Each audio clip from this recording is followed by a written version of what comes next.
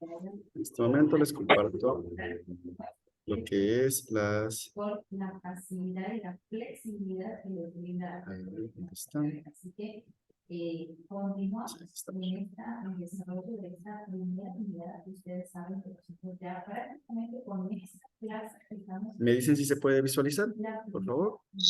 Sí, sí se Ok. puede. Ok, empecemos. Buenas noches con todos. Bueno, hoy nos toca un tema un poco interesante sobre lo que es las placas tectónicas, que se refiere a lo que es donde estamos nosotros. Voy a pedirles, por favor, que silencien sus micrófonos. Los voy a silenciar a todos para que puedan escuchar a todos. Muchas gracias. Ok.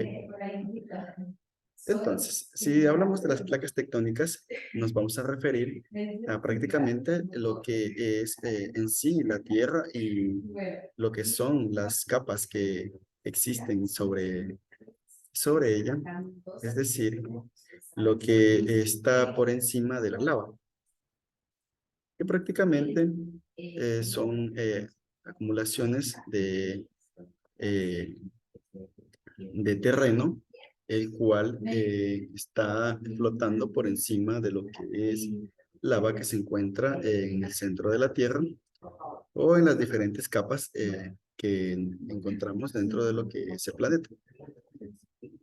Tenemos como referencia, como un contexto, que las placas tectónicas de la vida geológica se da en la Tierra ha sido bastante intensa, ¿sí? Hemos tenido prácticamente muchos movimientos de placas tectónicas a lo largo de la vida del planeta. El más grande ocurrió en lo que es la etapa jurásica, lo que es el movimiento y separación de lo que es los diferentes continentes. Los continentes se movieron muchas veces y de maneras diferentes. Por eso, si nosotros revisamos lo que es el mapa del mundo, con dependencia a lo que es los años de la prehistoria, ¿sí? Encontramos que la Tierra era muy diferente, su estructura y lo que era prácticamente la mapología, lo que es la parte física y visual de la Tierra era muy diferente. Los continentes estaban separados unos de otros y en otros casos unidos unos con otros. Es decir, en cierta instancia teníamos a Asia conjuntamente con Europa y es lo que hoy en día no tenemos ese mapa, sino que nosotros tenemos el mapa actualizado que prácticamente tenemos en esta era, que es lo que la distribución de los ciertos continentes, como es el asiático, continente africano, ¿sí? Continente americano y demás, ¿sí? Continuando con esto, decimos que en los últimos millones de años ha sucedido grandes cambios en la configuración física de nuestro planeta, lo que les mencionaba, ¿sí? Y aquí tenemos una imagen para que tengan idea de lo que estamos hablando en referencia a las placas tectónicas. El movimiento de la Tierra existe debido a que la Tierra está constituida de esta manera, con placas de terreno que a su vez se chocan entre sí y tienen esta consideración de este tipo de placas. Existen tres de estos tipos diferentes, obviamente. En esta nos muestra una imagen en la cual nosotros podemos apreciar que una placa tectónica se hunde hacia el suelo, hacia el magma, hacia dentro de la Tierra, y la otra sobresale. Y esta es considerada, esta acumulación de terreno es considerada como una cordillera o una montaña. A esto nos damos nosotros la idea de cómo está constituida una montaña por dentro, ¿sí? Entonces, leyendo un poco el contexto de lo que tenemos aquí, nos habla de que las placas tectónicas son aquellas proporciones de la litosfera que se ubican debajo de la superficie de la corteza terrestre del planeta. Aquí, como lo pueden ver en la imagen, está muy bien especificado. ¿Sí? Ahora tenemos los tipos de límites entre las placas. ¿Sí? Tenemos los límites divergentes, los límites de transformante y límite convergente.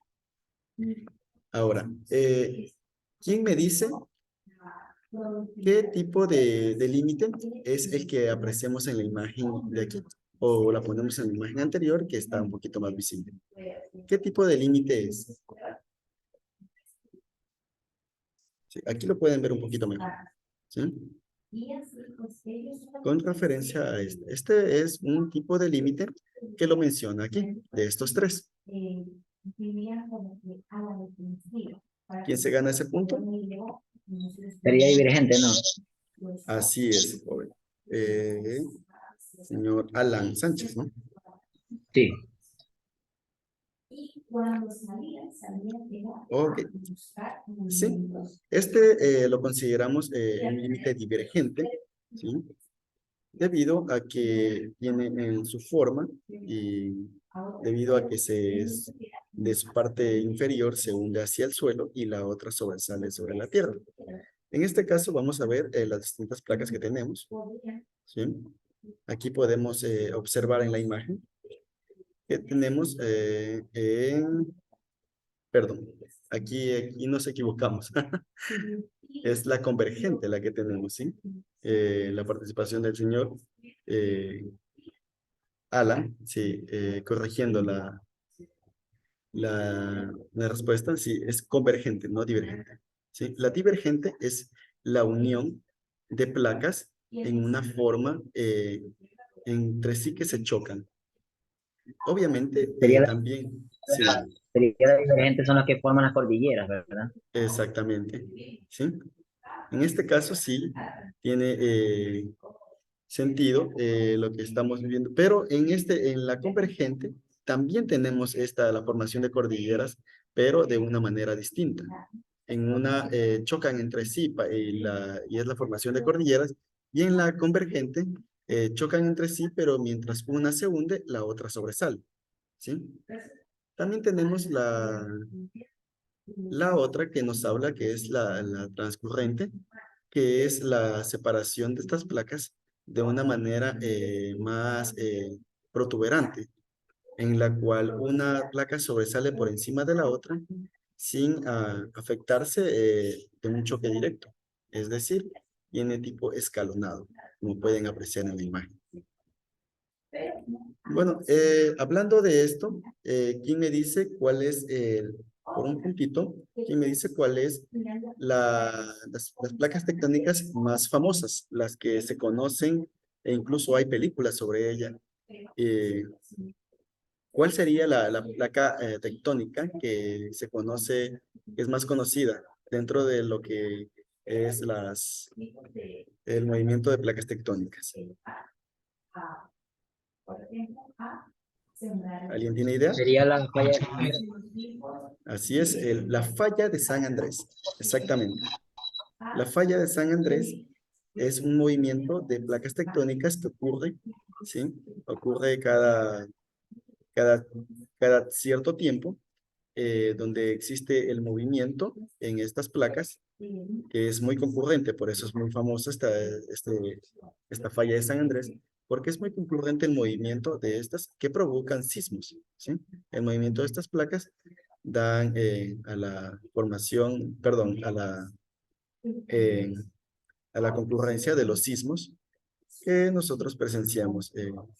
Pero hay, además de estos movimientos que provocan, que es de las placas tectónicas, además de estos, existen otros tipos de movimientos telúricos, que como son las erupciones volcánicas, y otros que son provocados por el ser humano, ¿sí?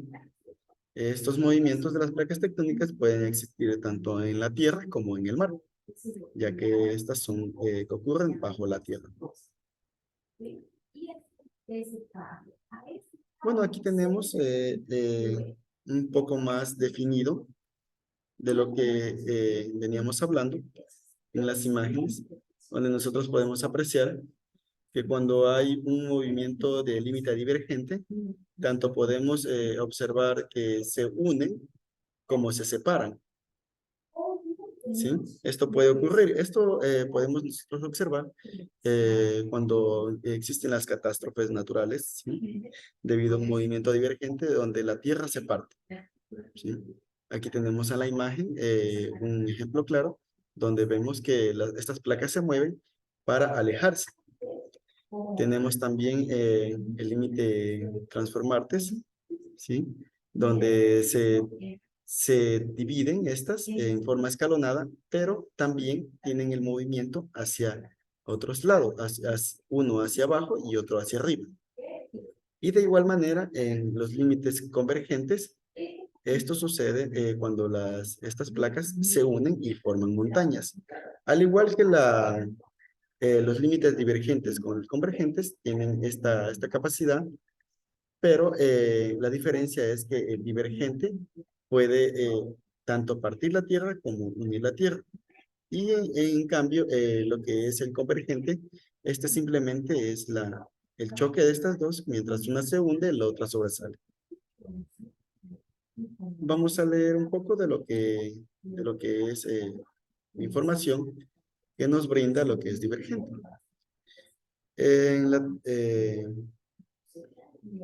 Y me ayuda, por favor, Joana. ¿Sí? ¿Me puedes seguir leyendo? Sí, señor. Límite divergente. En tectónica de placas, un borde divergente es el límite entre dos placas litosféricas contiguas que se separan conforme las placas divergen. Nuevo material asciende por procesos magmáticos del manto terrestre, creándose nueva litosfera, por lo que también recibe el nombre de borde constructivo. Como les mencionaba, esta tiene la capacidad de separarse y partir la Tierra. De igual manera, tiene la capacidad de unirse. ¿Sí? En este caso, cuando hay un movimiento de lo que es movimiento telúrico o movimiento de las placas, puede ocurrir esto. Puede ocurrir el partimiento de la Tierra y en sí misma puede volver a unirse y formar el movimiento del límite divergente, puede irse directamente al convergente. ¿Sí? Puede causar esto o de igual manera tiene la capacidad de transformarse, ocurrir dos en la misma. Es decir, una vez que se parte, se vuelve a unir y puede causar el movimiento del límite convergente y también puede el de transformarse. ¿Sí? Cualquiera de estos puede ocurrir de las dos maneras. Vamos con los límites transformantes. ¿Me ayudas, por favor, Alan? Los límites transformantes son lugares donde no se crea ni se destruye litosfera. Es decir, son límites neutros y por eso se llaman bordes pasivos. Esto está haciendo referencia a que, a diferencia de estos otros dos que provocan catástrofes, provocan desastres físicos que se ven, que son visuales, uno al abrirse y el otro al chocar y formar montañas o formar cavidades rocosas. Este es como más pasivo. Este se desliza entre sí, haciendo como que un deslizamiento entre ambas placas, ¿sí? Sea hacia arriba o hacia abajo. Y no causa tanto desastre como estos otros dos.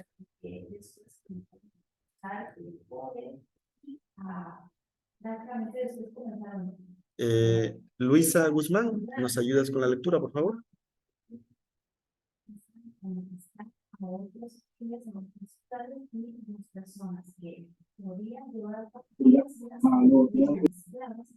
que tener, obviamente, pues, como mayor producción, Son zonas donde las placas se aproximan y se empujan y por lo tanto en ellos se destruye lifosfera oceánica. Por eso también los llamamos bordes destructivos. Así es, como les mencionaba, tiene la capacidad destructiva en la cual en el choque que ejercen estas dos, empiezan a formar lo que son cavidades rocosas, en las cuales la unión de la tierra con semejante fuerza provoca lo que son provoca lo que es las montañas o las lomas, planicies elevadas o las cordilleras, así ya hablando de una transformación de la tierra un poco más brusca, ¿no?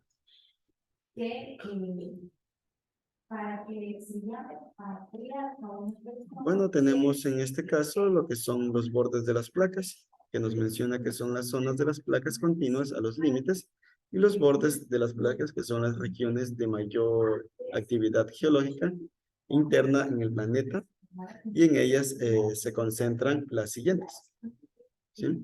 Lo que son las actividades de volcanismo, que dice que la mayoría de las partes del volcanismo activo se generan en el eje de las dorsales en los límites divergentes, ¿sí? Esto, por esto ocurre en lo que son ¿cómo se llama? Explosiones volcánicas, debido a que el movimiento telúrico puede ejercer una fuerza, digamos, si tenemos un volcán cercano al movimiento de la zona telúrica, esto produce una actividad volcánica debido a que hay movimiento de lava y la presión que ejerce puede provocar lo que son erupciones volcánicas, ¿sí? De igual manera, existen volcanes submarinos, los cuales están activos y estos son los volcanes. ¿Ustedes sabían que los volcanes submarinos son los causantes de la aparición de nuevas islas? ¿Sí? Al transformarse lo que es al contacto de la lava con el mar, ¿sí? Empieza a formar cantidades rocosas, ya que hace lo que es un choque entre lo que es el magma que estaba dentro de la tierra y el agua, y esto al fusionarse provoca lo que es tierra, lo que es rocas, y esto da la formación de nuevas islas. Por eso, por lo general, las islas siempre tienen lo que son volcanes, ya sea dentro de la misma o volcanes subterráneos y volcanes marinos, ¿sí? Un gran ejemplo de eso es las islas más conocidas, como son las islas de Hawái, que está rodeada de volcanes, debido a que son islas conformadas por volcanes y se crearon debido a erupciones sísmicas submarinas.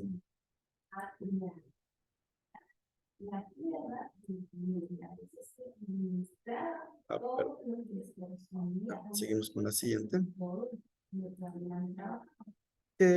Hablamos también sobre lo que es la oreogénesis, ¿sí? Melanie, ¿me puedes ayudar por favor con la lectura?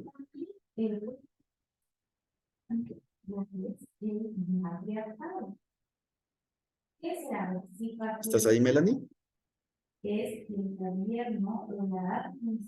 Bueno, cursamos con Jessica Ponce. ¿Me puedes ayudar, por favor? Sí. Ok, Jessica. Génesis, es decir, surgimiento de las montañas en simultánea la convergencia de placas en dos ámbitos. A, donde ocurre conducción, se levanta arcos volcánicos y cordilleras. como los Andes, ricas en volcanes B, en los límites de colisión, y el vulcanismo en caso o nulo, y la sismicidad es particularmente intensa. Bueno, aquí estamos hablando de la oriogénesis. Un ejemplo más claro de esto, para que tengan una idea de lo que estamos hablando, es el movimiento telúrico que conlleva las montañas que forman volcanes, ¿sí? En estas, el más conocido, que es el movimiento que ocurrió hace miles de millones de años, el movimiento telúrico, el movimiento de estas placas, ¿sí? Que conformó la que es la famosa cordillera de los Andes, que en esta existen lo que son cantidades de volcanes a lo largo de la cordillera, y por eso se establece este concepto donde entran las cordilleras de los Andes, ¿sí? Aquí lo menciona justamente, dice, los Andes ricas en volcanes, ¿sí? Y continuamos. Mayerly, ¿me ayudas por favor con la lectura? Sí, profe. Sismicidad. Suceden algunos terremotos intraplaca en fracturas en regiones centrales y generalmente establecen de las placas, pero la inmensa mayoría se origina en bordes de placa. Las circunstancias del clima y de la historia han hecho concentrarse buena parte de la población mundial en regiones continentales sumamente sísmicas, las que forman los cinturones orogenéticos junto a límites convergentes. Sí. Esto nos habla un poco de lo que es el asentamiento de las personas a lo largo de las cordilleras. Bueno, en el caso de Ecuador, prácticamente vivimos rodeados de volcanes, ¿no? Tenemos el Chimborazo, tenemos el Sumaco, tenemos una cantidad de volcanes. Y nosotros prácticamente vivimos a las faldas de los volcanes. Por ejemplo, tenemos a Baños como ejemplo, ¿sí? Son son un conjunto de montañas, de cordilleras que están prácticamente a las faldas de un volcán. Y esto, pues hay asentamientos de personas que viven en estos lugares. Y prácticamente no van a dejar de hacerlo, porque prácticamente de la tierra está constituida, nos gusta o no, de cantidades de volcanes que no podemos escaparles, ¿no? Pero bueno, también personas muy arriesgadas que de verdad que construyen sus casas ya en lo que es las faldas del volcán. Y esto es curioso, ¿no?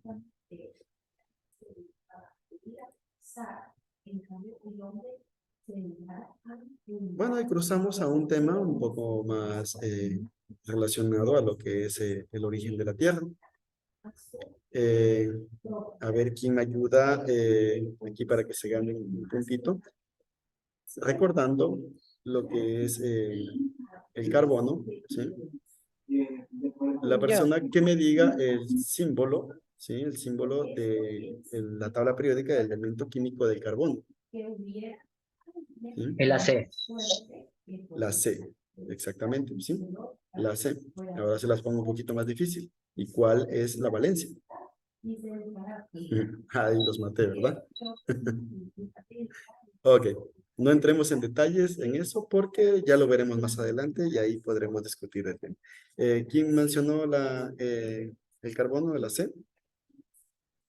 Alan Sánchez. Ok. Ok. Ayúdanos tú mismo, Alan, con la lectura del origen del carbono.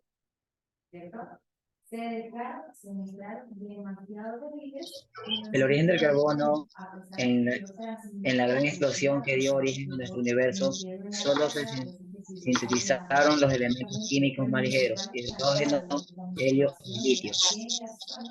Okay. Y nosotros tenemos dentro de lo que es la química al carbono, y existe la química del carbono. Prácticamente una química donde estudia todo lo que es el carbono. ¿Y por qué tenemos la química del carbono? La química del carbono es prácticamente la química de la materia inorgánica. Perdón, la materia orgánica, ¿sí? Es decir, todo lo que nosotros podamos quemar, prácticamente todo lo que se consuma por el fuego es a base de carbono. Un ejemplo claro, si nosotros ponemos materia orgánica digamos, en nuestras casas, estamos cocinando y nos descuidamos, se nos quema el arroz. El arroz es materia orgánica. Sometido al fuego, está quemando sus proteínas, sus carbohidratos y todo lo que conforma a la estructura orgánica, y nos queda simplemente lo que es la materia prima, que es el carbón. El carbono. Entonces, todo lo que corresponde a la materia orgánica tiene que ver con el carbono. Y toda esta materia tiene enlaces de carbono, por eso se llama la química del carbono. ¿Sí? Es un dato curioso que tienen que saber.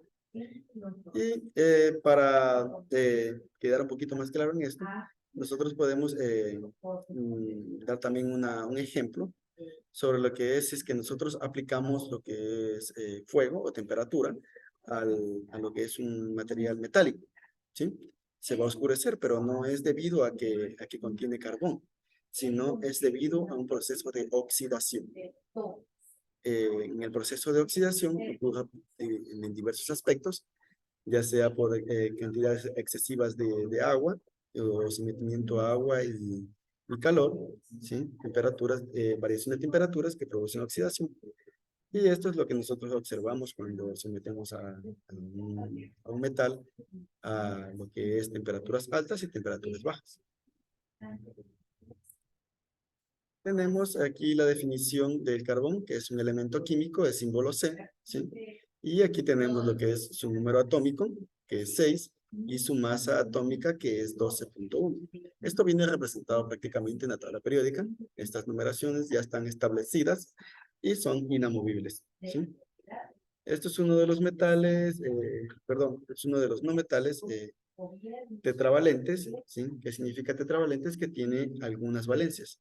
Tiene más de una valencia y por eso se puede combinar con diferentes elementos, ¿sí? En diferentes valencias. Tenemos la disposición de electrones que forman enlaces químicos covalentes, ¿sí? Es la unión de lo que son elementos químicos de la tabla periódica para conformar lo que es diferentes compuestos químicos. Tenemos aquí un videito de unos 3 minutos. Me dicen si es que se puede escuchar, ¿sí? Para que ustedes lo aprecien, de lo que es el origen del agua en la Tierra. ¿Sí? Vamos a adelantarlo un poquito para...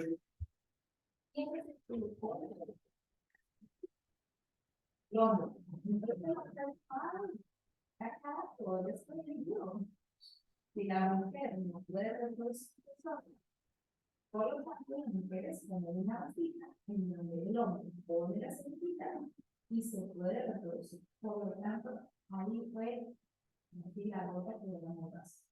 Se cosificó aún más a la mujer. Y es allí donde las mujeres que no podían quedar en embarazo, las mujeres incluso llegaban a matarlas o a discriminarlas tanto porque decían que no sirven como un objeto de No se escucha el audio. Disculpe, ¿no se escucha el audio? Hasta los 10. No, no se escucha. No se escucha. No se escucha, no se escucha. Ah, lo siento, no tenía idea de esto. Vamos a ver si puedo lograr que se comparta el audio. Es el papel por rol en la sociedad como aquí está. Okay. Nos apresuramos porque no tengo mucho tiempo. Sobre la génesis de los océanos. ¿Se escucha? Llegó el agua a nuestro planeta. ¿Pueden escuchar ahí?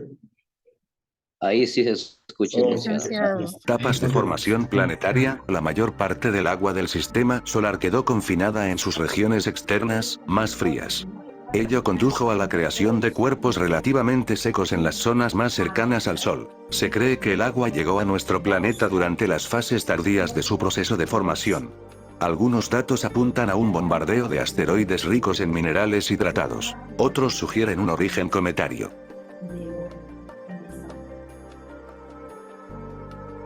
Desde la playa, al contemplar las olas acercarse desde el horizonte, es fácil concebir el océano como algo atemporal. De hecho, más de un mito de la creación comienza con un abismo de agua anterior a la Tierra e incluso a la luz. Hoy, sin embargo, sabemos que nuestros mares no han estado ahí siempre. El agua que contienen, al igual que cada gota de lluvia, cada ráfaga de aire húmedo y cada sorbo de nuestros vasos, constituye un vestigio de un tiempo remoto en el que, literalmente, los océanos cayeron del cielo. Toda el agua del sistema solar se remonta a la gigantesca nube primordial de gas y polvo que, hace unos 4.500 millones de años, sucumbió a su propio peso y dio lugar al Sol y los planetas. En ella abundaban el hidrógeno y el oxígeno, los dos elementos que conforman la molécula de agua. Esa riqueza no debería sorprender a nadie. El hidrógeno y el oxígeno ocupan, respectivamente, el primer y el tercer puesto en la lista de los elementos más abundantes en el universo. El helio, químicamente inerte, se encuentra en segundo lugar. El Sol y los planetas gigantes gaseosos, formados antes que los rocosos, absorbieron la mayor parte del gas.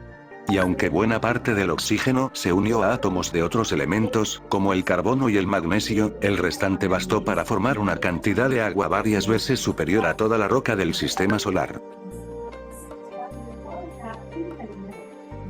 Sin embargo, hoy observamos una realidad muy distinta.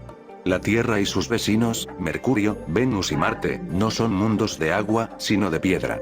La razón se debe al momento y la manera en que se formaron. A medida que la nube primordial colapsaba, el momento angular aplanó el material y dio lugar a un disco rotatorio de gas y polvo, en el que más tarde nacerían los planetas.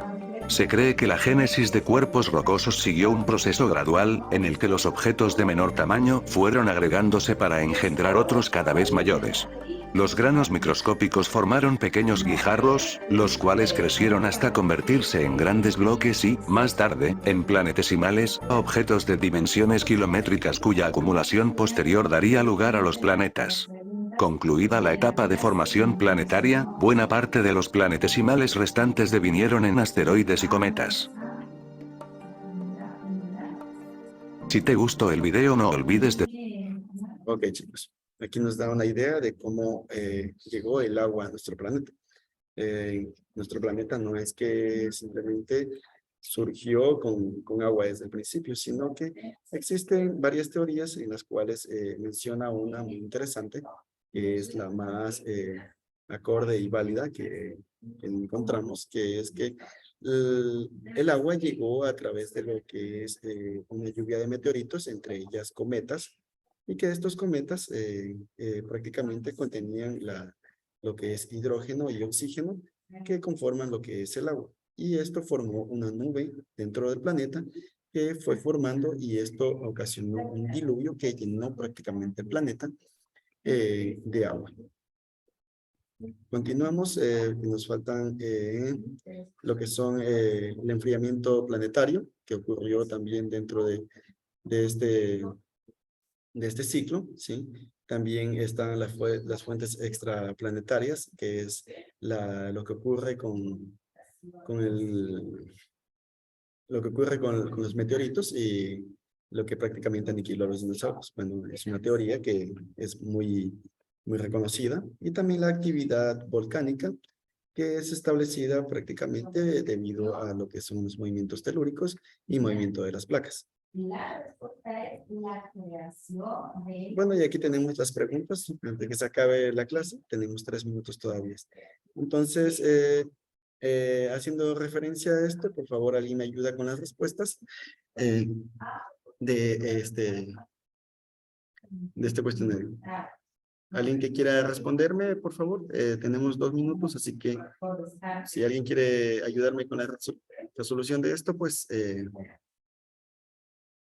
por favor. La primera es verdadero. Muy bien. Leyendo, por favor, la pregunta para que todos escuchemos. Toda la litosfera está dividida en placas tectónicas, 15 de ellas de gran tamaño y más de 40 microplacas. Elija una, ¿verdadero o falso? Ok, Yo sí, digo está que es establecido. verdadero. Sí, está establecido muy bien que es verdadero. Excelente. Para la siguiente tenemos lo que son las placas, las zonas de las placas contiguas a los límites de los bordes, que nosotros topamos ese tema de los bordes, ¿sí? Que son las regiones de mayor actividad geológica interna del planeta. ¿Esto es verdadero o falso? Verdadero. Exactamente, es verdadero. Tenemos en cuenta que las dos son verdaderas.